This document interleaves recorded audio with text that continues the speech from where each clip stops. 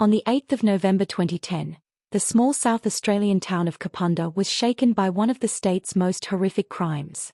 That night, 18-year-old Jason Alexander Downie broke into the home of the Rowe family and murdered 16-year-old Chantelle Rowe, her mother Rose, and her father Andrew.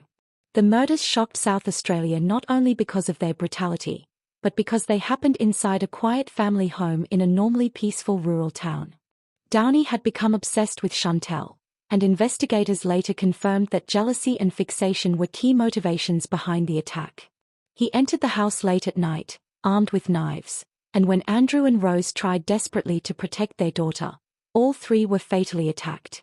The crime scene was described by police as one of the worst they had ever seen. Within days, detectives identified Downey as a person of interest and questioned him several times.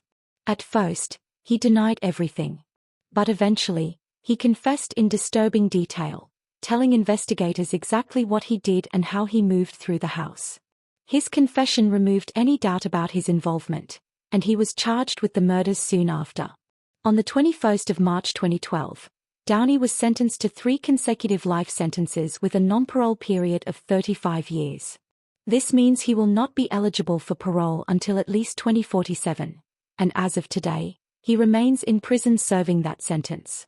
There have been no successful appeals, no parole changes, and no adjustments to his sentence. South Australian courts made it clear that the severity of the crime justified one of the harshest sentences available. In the years since the murders, people have often asked what happened to the Rowe family home. The property did eventually sell, but it changed hands privately and quietly. Yes, the house is occupied today, but the current residents have no connection to the case and keep their lives private. Out of respect for them and the community, police and media do not identify who lives there now. For Kapunda locals, the home represents a painful piece of the town's history, but the community has worked hard to heal and move forward. The Kapunda Triple Murders continue to be remembered as one of South Australia's darkest crimes. Not only because of the loss of 3 innocent lives, but because it happened in a place where people believed they were safe.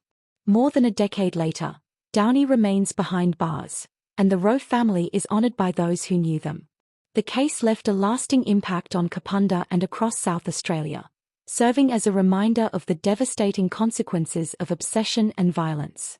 While nothing can undo what happened, the community continues to keep the memory of Andrew, Rose, and Chantelle alive. And the man responsible will spend decades more in prison for the lives he took. Questions still remain about Jason Downie's true motive. Investigators confirmed that obsession and jealousy played a major role, but the full reason why he carried out such extreme violence has never been completely explained publicly. Downey himself later wrote a letter while in prison, apologizing for what he did and expressing regret for the pain he caused the Rowe family and the Kapunda community.